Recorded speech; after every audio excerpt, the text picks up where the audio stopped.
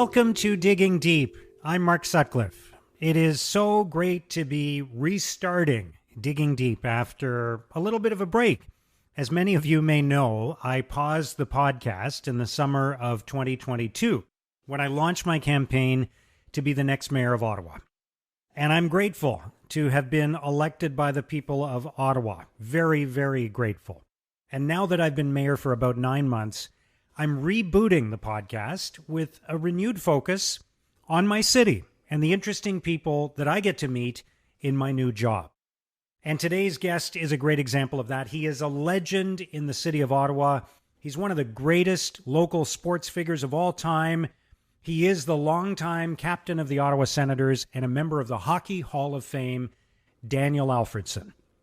Now, there were 286 players chosen in the 1994 NHL draft. 21 of them, 21 out of the 286, went on to be NHL All-Stars. But only one of those players has been inducted into the Hockey Hall of Fame, and that is Daniel Alfredsson. Believe it or not, he wasn't picked until the 6th round of that draft, 133rd overall. So there were 132 players drafted before Daniel Alfredsson, and none of them had the career that he did. Daniel went on to play 18 seasons in the National Hockey League, including as captain of the Senators from 1999 to 2013. He had 426 goals, 682 assists, and 1,108 points with Ottawa. All of those numbers are team records. And in 2016, he was the first member of the modern Senators to have his number retired. Now, I got to know Daniel not just as a hockey player, not just watching him as a hockey fan, but as a volunteer. In 2008, when very few people were attaching their names to the cause of mental health, Daniel stepped forward. He became the face of a groundbreaking campaign for the Royal Ottawa Mental Health Centre. I know from speaking to many people in our city that his decision, his leadership, gave them the inspiration to talk openly for the very first time in their lives about their own mental health. That was a game-changing moment in our community. It was huge. After he retired from the Senators, Daniel and his family chose to stay in Ottawa and continue to contribute to our community. He became a Canadian citizen. In 2015, he received the key to the city's most prestigious honor.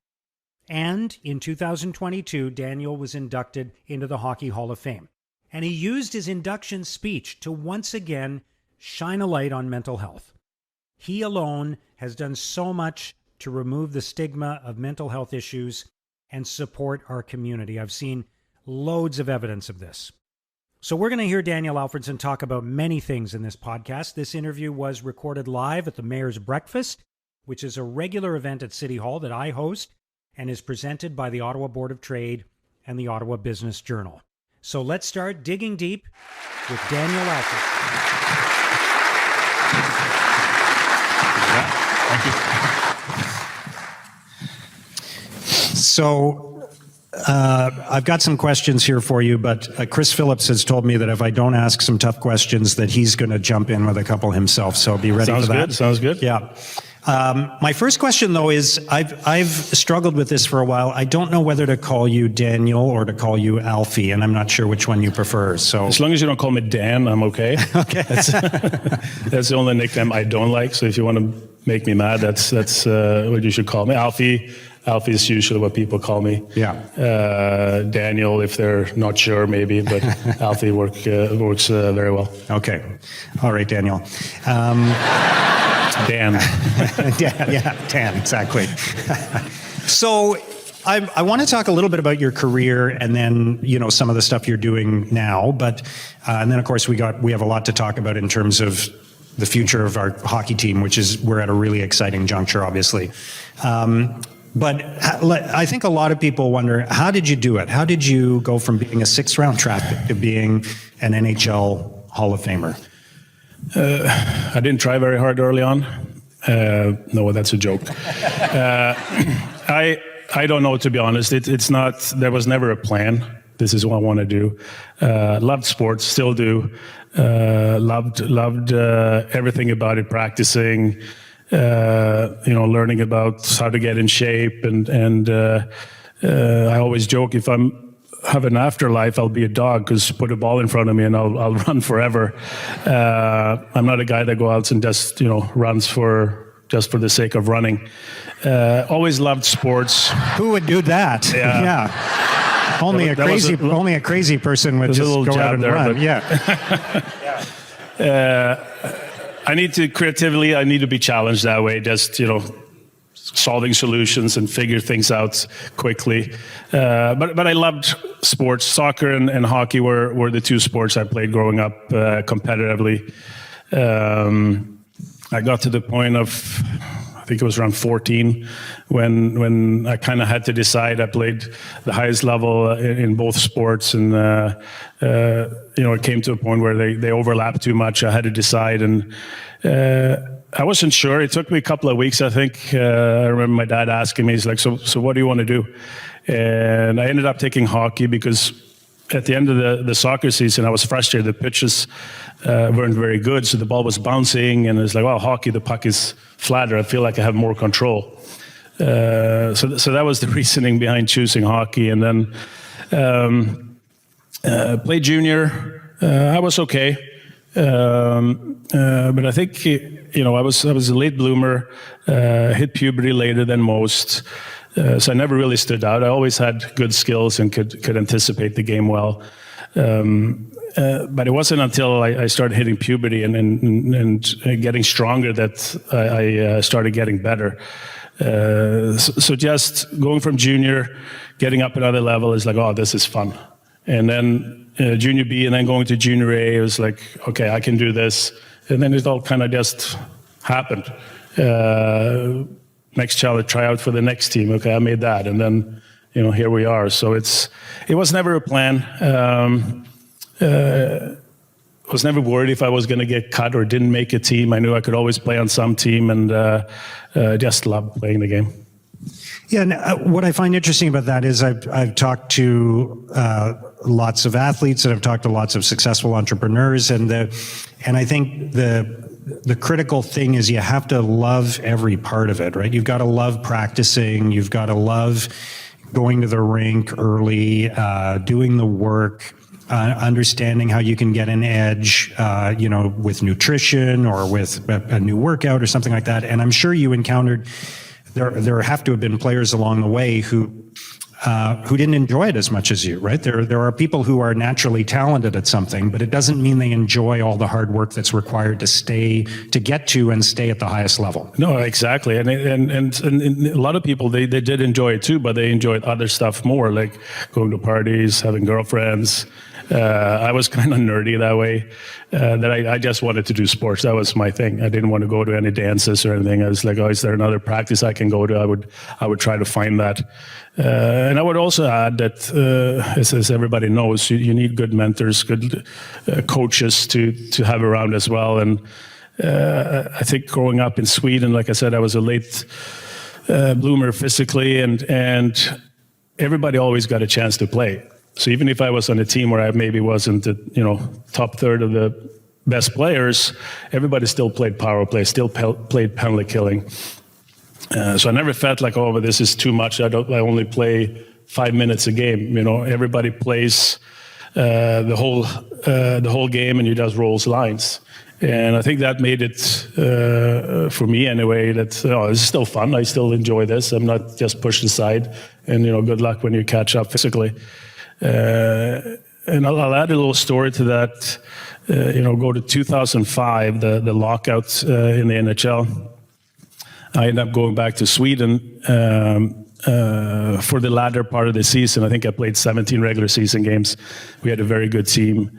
And I think we finished first overall. Big favorites to win everything. And we go in, we win the first round 4-0. Win the second round 4-1, and go into the finals, and we're playing Färjestad, a team, and they had Chara and Sheldon Sorey, and they had a good team as well. And I think we lose game 1, we win game 2, and we're on the road for game 3 again, and we're up 2-1, and it's late in the second period, and we get a power play. and I'm playing really well. Like I'm scoring 1 or 2 goals every game pretty much. But it was the fourth line's turn to go on the power play. And I'm used to being over here in the NHL where, or the top 2 power play lines or the top power play line, they go back out again. So I look at the coach, it's like, I'm feeling really good. Like, we should go out again. It's like, no, it's their turn. And this is the Swedish Elite League at the time. And I thought, this is crazy. But I think it means a lot. Like, everybody feels they have a part. And I find in youth sports in general, we're kind of trending to push winning is so important. And it is, but I think there's different ways to do it. And that was really an eye-opener for me, because I was used to the NHL way for 10 plus years now, and I forgot how I ended up here in the first place. That's really interesting, because I had a conversation with my son plays baseball, and I had a conversation with one of the other dads recently where we were talking about, he was very intent on the team winning all the time. And I said, at this stage, they're all exhibition games, right? Like it's all about player development and about the experience for the kids and all of that. It doesn't really, winning's fun. And obviously if you have a season where you lose every game, it's not fun for the kids, but it's not really about winning. No, I totally agree. And I would go even so far to the NHL in today's world, especially with the salary cap. Every team has to have young guys, inexperienced. They have to bring up new people, and they're not always ready. They're not ready, to take a full role. So they need mentoring, they need coaching, they need opportunities, obviously. And, at the pro level, the tough line is, if you don't win, you're going to get fired. But if you don't develop, you're going to get fired just a little bit later. So that's the fine line you have to play. But I think in youth sports especially, you got to find a way for everybody to feel that they're participating and they are a big part of it. And the good coaches, they do find that way. So how much did the Hall of Fame mean to you? It's still relatively fresh. It was in the fall of last year that you were inducted into the Hall of Fame. What did that mean to you, and how big a moment was that in your life? It was a big moment. Like I said, it's still surreal in a way. Talking about how I grew up, how I played from a city in Gothenburg, and then coming all the way to the Hockey Hall of Fame. I've been inducted into Ottawa Sports Hall of Fame, the Swedish Hockey Hall of Fame, the International Hockey Hall of Fame before, which is huge honors as well. And the Hall of Fame is obviously the biggest honor you can get as an individual player, and it's tough to put into words. And I had to wait, 5 years before it happened. And, I would love to get in, or I wanted to get in all the time, but it wasn't like, well, if it happens, it happens. But every year I get asked about it when, middle of June comes around, and they're going to announce who's getting in for that year. And, I thought maybe not the first year, but maybe the second. And then I was like, okay, I'm not even going to worry about it. If they call, they call.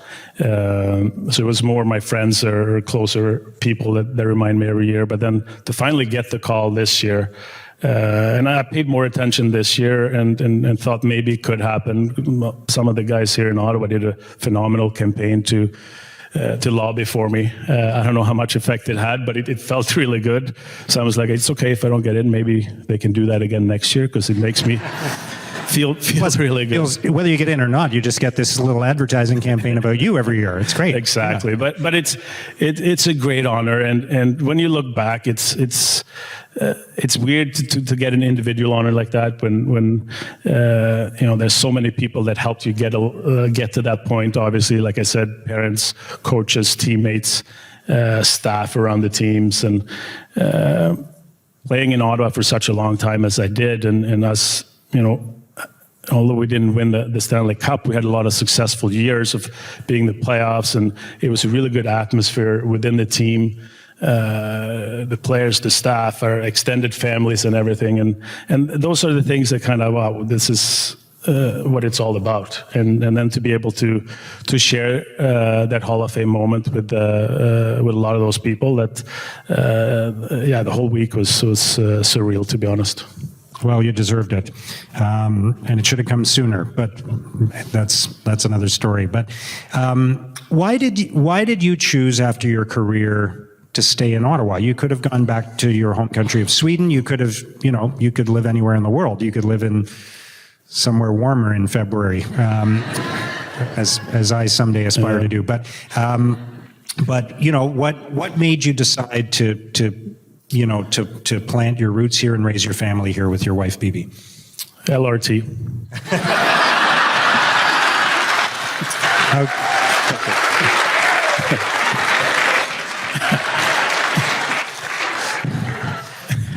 Thank you for coming, everyone. Have a great day. What? Sorry. I only got here in November, so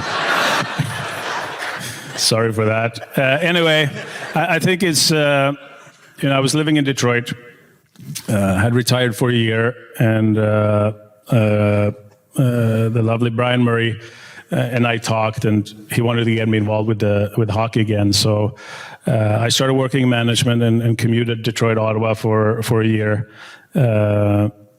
And then talking to Bibi, my wife, and the kids, is like, I really enjoy this job and would like to continue. So we talked about, moving back. So that was kind of how it started. And then also we both came over early. I was 22. My wife was 20 when we moved here. 4 kids born here, raised here, friends here. So there was so many factors that came into play that made this a natural choice. But I think also I felt this is where I can make the most good as well. I had built a great relationship with the fans, with the city, with mental health, and all the other charities we did, individually and as a team as well. So I think that's something I want to continue as well. So it's a lot of different things. So obviously, great schools, great people, and I feel it's easy. Toronto is a great city, Montreal is a great city, but Ottawa is the perfect size to me. It's not too big, and I find that when it really matters, people really look after each other and feel that connection. So all those factors played a role. But we don't regret one moment, that's for sure.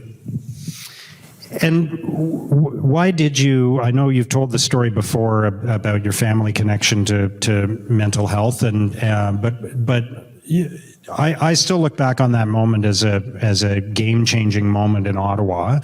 I remember I was on the board of the Royal Ottawa Foundation, and I think we raised, before you got involved, we were super excited about raising maybe $400,000 or $500,000 a year, and then a bunch of things happened, including your engagement, and it just took off from there. And now it's a cause that everyone is so committed to. What made you? And I think it was the first time you really actively put yourself out there and got involved in something. Why that? And just describe your relationship with that issue since then. Well, it's similar to my hockey career. It wasn't like, I'm going to do this and it's going to become really big and I'm going to be really popular. I think it's, I've talked about my sister's struggles with mental health, and in fact, not only her, but the family. And also a friend of mine, Bill, who's in the audience today, had relationship with people that were really affected with mental health, and we were just talking about how can we make a difference. And I was playing great hockey. I was in the peak of my career, playing the best hockey of my life probably, and felt like, what can we do? We didn't really know what to jump on board with, and the Royal had already started their You Know Who I Am campaign. So I was not part of the original, but it was just regular people that went through their struggles and shared with the city what they went through. And I can't imagine the courage that takes to do that. So I was in a much easier position, obviously, to help out. And I felt if I can lend my name, if I'm comfortable enough to speak out about this, And I've always been a person that I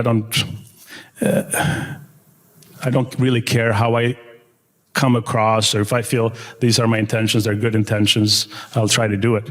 And we got in touch with the Royal and met with them, and they talked about this campaign. I'd love to help, and that's how it started. And it's been unbelievable and way more rewarding. And the Hall of Fame is awesome, but to feel and to see the connections and people coming up and thanking you for making their life easier, that's been the most rewarding thing in my lifetime so far.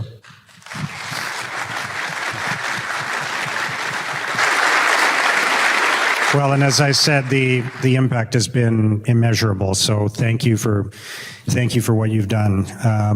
So tell me a little bit about your life now after hockey. As you've been involved in some business ventures. We can talk a little bit about padel, which is am I saying it right? Padel? Yeah, padel. Which is a sport that some people will know about, but some people may not. But you're trying to expand its the level of participation in Ottawa. But just tell us a little bit about what the adjustment's been like for you since your playing career ended, and what you've been getting involved in. Yeah, so the first year after I retired, I didn't do much at all except being a stay-at-home dad, and I thought I'd be really good of husband by trying to help out, get up early in the morning, help do the lunches, and get the family set for the day, and that did not go over too well. The routine that's already in place, you do not touch that. I learned very quickly. So the first year I didn't do much. I started picking up tennis, playing on my own a little bit more, golf as well, and just took a year off. Got a gym membership that didn't work out too well either. But anyway, we started working with Ottawa again, talked to Brian in management, and I really enjoyed that. So moved back to Ottawa the second year and continued, and the team did, they went to the conference finals, everything was good. Then decided to take a little break and, step away and spend more time with the family. So since then, it's been, like you said, I'm involved with the Sports Medicine Center, which is a sports clinic in Canada. Because I noticed, I found when I had back issues at the end of my career, and I loved the trainers here in Ottawa. And when I left for Detroit, I didn't get the same level of care. So moving back is like, I want to invest in these guys. So I'm in partner with one of the physios who's with Ottawa as well. Don't do a ton of work with them, but help out here and there. Other than that, it hasn't been too exciting, my life, to be honest. Coaching kids hockey, which I do really enjoy. I find it fascinating that the difference between Canadian and Swedish hockey, the way they approach things. Say more about that. Yeah, so bigger ice in Sweden, way more focus on skills and skating. I find the North American way more games. The Canadians, they get their players to work extremely hard. We took our 14-year-old team to Sweden right before COVID hit in New Year's there, 1920, and we got complimented so much. 2020? 2020. 2020, yeah. Yeah, sorry. Yeah. Thank you. I got to correct you on a date now. Yeah. I appreciate that. I like that. So that's when everybody complimented us how hard we worked. But there we also saw the difference in skill level at some point, at some levels. So I find the mix is really good. So that's with all my teams. I do a lot of skill work. They have to touch the puck a lot. They have to touch the puck and do spinoramas and a lot of different stuff, not just north-south. So those are the biggest differences. And also, like I said, I don't just say it, I live it too. So when I coach, I roll 4 lines as well. And, it's not always popular with parents, but I always say if you're a really good player, well, you should be able to make other players better. So that's my philosophy, and I'm kind of lost. Where were we going with this? That's okay. I'm just right there. I was just picturing a dad arguing with you about you're rolling 4 lines. I've got some better ideas than you, Daniel, on how we should be running the team. You know, let me explain to you how hockey works, Mr. Hall of Famer. Sorry, but now I got back on track here. Anyway, being coach, I'm not coaching this year, which has kind of been nice too, to have more time. I've been able to watch more Sens games and been around the rink there more too. But starting to get into padel tennis, I don't know how many people know what it is. It makes us tennis and squash. It's not pickleball, but it's similar. But it's a court 10 by 20 meters enclosed with walls. You use a paddle this thick, a little bit bigger than a pickleball racket and a tennis ball, and it's always doubles. And going back to Sweden, I saw how it grew and grew. They went from 300 courts to, I think they're up to 5,000 courts now, just in 5-6 years, and played it a lot. And it's like, we got to get this over here. So we have the one court set up at Rideau Sports Club in the summer, an outdoor court, and we're looking for space to put in an indoor facility. And I'll talk to you about this later too, because we had some zoning issues, but we can work that out right now if you want. Yeah. We are looking to get 4 to 6 indoor courts at one spot. Because I know racket players know we don't have enough tennis courts since OAC shut down, unfortunately. Pickleball is taking some space, which is awesome. I think there's room for padel and more tennis and whatnot. So that's something I've been working on in the last year and a bit, and passionate about. Just easy sport to learn, and something the learning curve is really, really steep and fairly quick. But like anything, if you want to be really good, you got to put the time in. So that's kind of where I am now, and then we'll see what happens here with the hockey team. Yeah, and we'll talk about that in a moment. But is I would describe, I haven't actually played it, but I've seen some videos and I've seen stories about you and your interest in it, and it looks like it's very fast-paced, lots of fun, kind of like a social sport as well, right? Because it's doubles and you're meeting up with friends and that sort of thing, right? So it's a great recreational activity. Oh, for sure, and because the court is closer. It's about a third of the size of a tennis court, so you're all closer together, like you said. I love tennis, singles tennis. I'm not a huge doubles tennis guy because I find the points are over too quick. Here, the points are longer. The issue we're having with Final Location is we need ideally minimum 25-foot ceiling height, likely 27, 30 feet, because the defensive shot is always a high lob, which kind of resets the point and then you start over. So the rallies are always pretty long. And, I was giving a fair bit of clinics this summer just to people that just signed up and wanted to try it. And if you've had just the basic, held a racket in your hand before, within 30 minutes, you can actually play a game and enjoy it from the beginning. Whereas tennis is, it takes years to actually play a decent game. So that's why I think it would be fun. I want to have courts so I can play, but also I think it would be a good business idea. Yeah, sounds great. There's some pretty high ceilings in here, actually. We could look at that. That could work. Are there lessons that you learned from your experience as a professional athlete that you're applying now to business and to the other ventures that you're involved in? For sure, there is. I think once you have a passion for something, you want to go all in. I think I knew when I struggled in hockey, I knew kind of how to correct myself. The business world is a little, like I said, we've been trying here for, my brother and I started trying before COVID, found a location, and then, COVID hit and we got cold feet, and now we're back looking again. So we put a lot of effort in early on, business plan, everything. We want to do this right. I'm an optimist. I'm tell you, I'm not great with numbers, maybe a little too optimistic at times. So I need a good partner. How do we make this work? I want the best this. Well, we can't take on too much overhead early, especially starting a business. So, but I think if you have a passion, you'll just have to find a way. And right now, I think we're stalled a little bit, but we're going to make it happen. I have no doubt.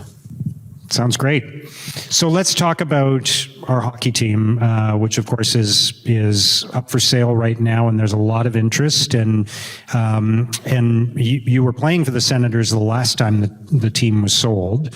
I feel like the National Hockey League, professional sports, and the Ottawa Senators are all in a completely different place now from the last time. That there's so much interest in the team, in the franchise, in the city. We have the potential to build an arena downtown. So can you just talk about what this opportunity represents for the hockey team and for our community? Well, I think it's a great time for the team and for the city. I see the passion about the team, and it's phenomenal. The product, you're always entertained.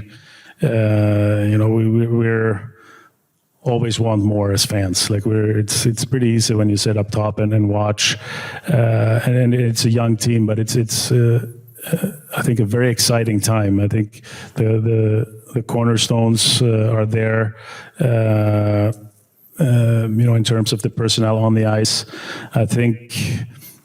With the ownership change coming, I think that will be a positive. Somebody's going to come in, they're going to want to put their best foot forward as well, and take the team to the next level, not just on the ice but off the ice as well. Where I think there is some work to be done and mending some relationships within the city, but the product is there, and it's.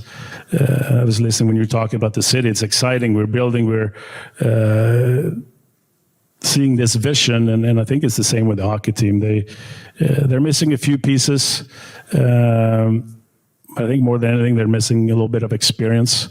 A lot of them are going through, this for the first time. They've been losing a lot, out of the playoffs early last year. We thought they were out of it this year, but now they're fighting their way back in. And to see their passion and the development of some of the younger players has been phenomenal. And, I've been around the rink more this year than I have in the last 5 years combined. So I got a feel of the players, and the mood is pretty good. They're still a little bit frustrated that they're not higher up, but I really like what I see in the players and their desire to be better. So I think the future here will be very exciting.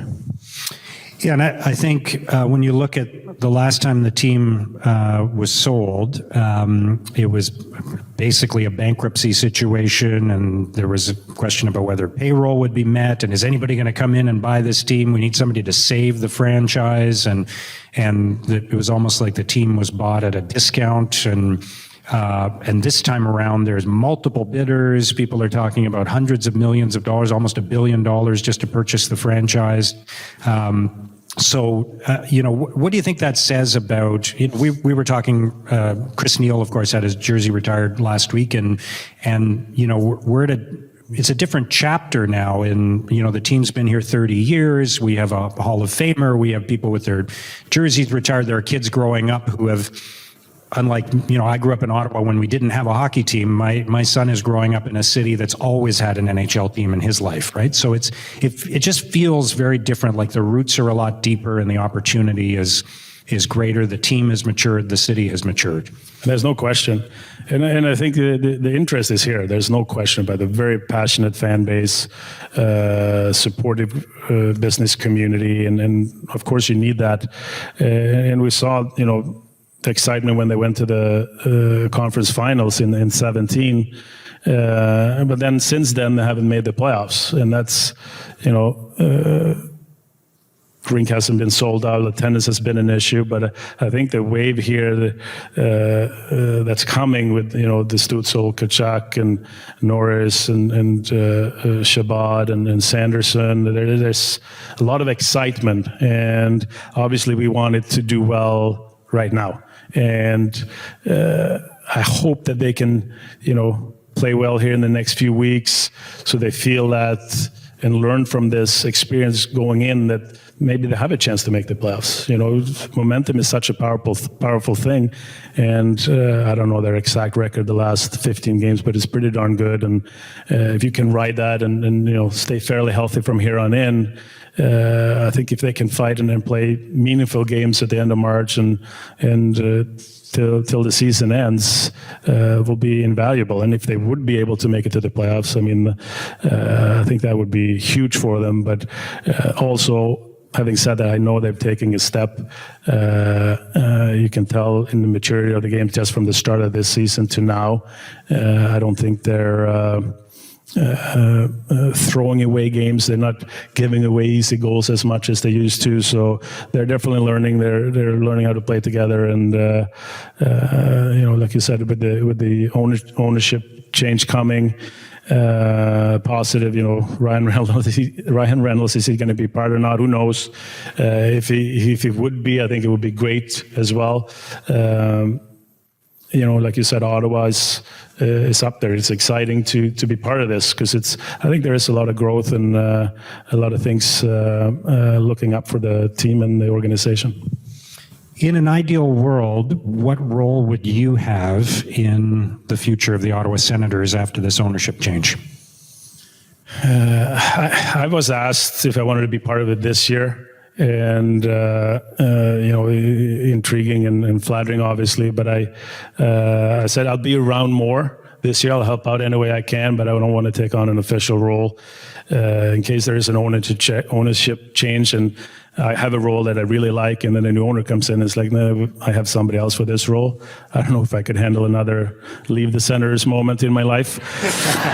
Another breakup. Yeah, another breakup. So I said I want to wait to see what happens. But I would love to be have a meaningful role in hockey ops. That was my feeling in the summer, and I feel even more so now. Being around the team, I've helped out. I've skated a few of the guys when they've been injured. Teams on the road, I've come in and helped with skills and talked to the players. I got to know them a bit more, and I think with the experience and what they're going through now. I was there early in my career. How we went from being the worst team in the league to consistently being a playoff team, and I feel I have a lot to contribute in that role. So that's kind of what I'm hoping. But we'll see what happens with the new ownership. But that's my dream job. All right. I hope it happens. I think that would be good.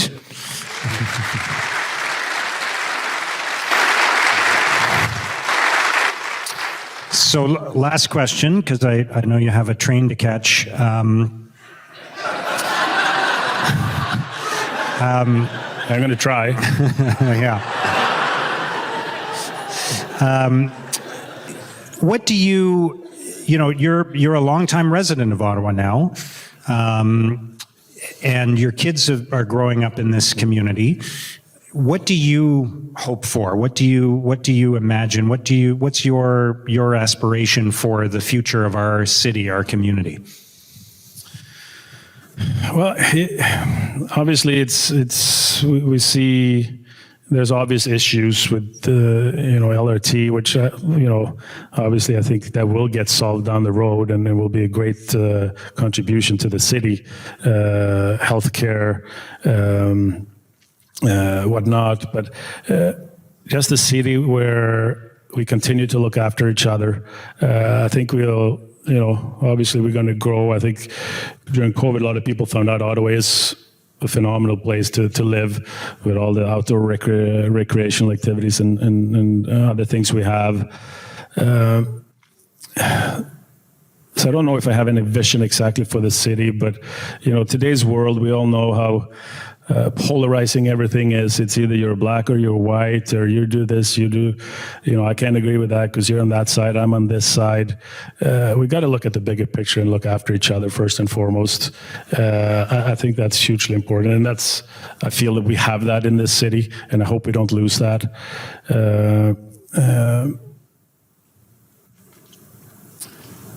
I said before.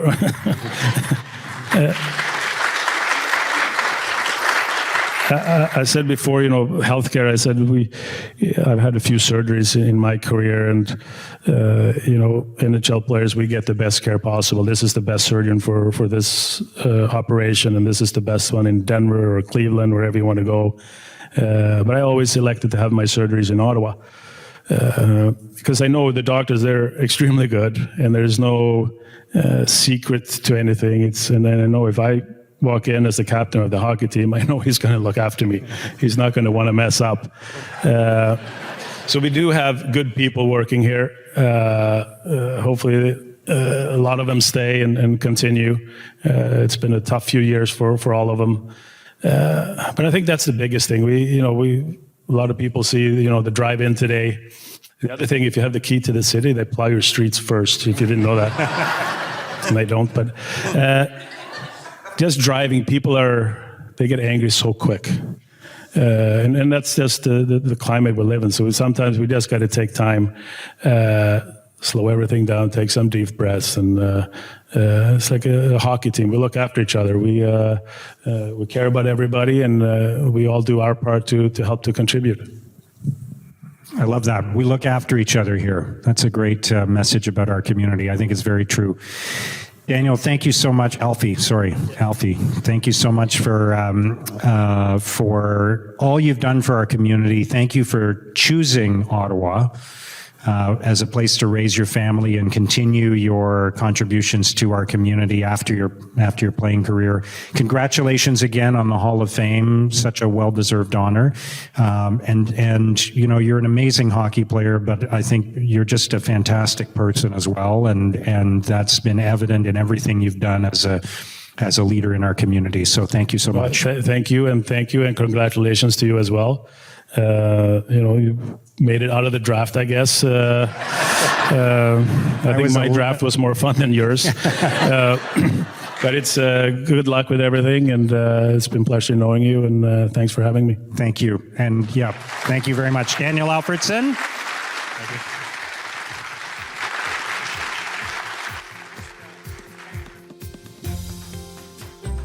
That is Daniel Alfredsson, member of the Hockey Hall of Fame and a great leader in the city of Ottawa. And that's it for this edition of Digging Deep, but I promise we have more great episodes coming soon. And if you want to hear more about what's happening in the city of Ottawa, please subscribe to my newsletter. You can do that at marksutcliffe.ca. Thank you for listening.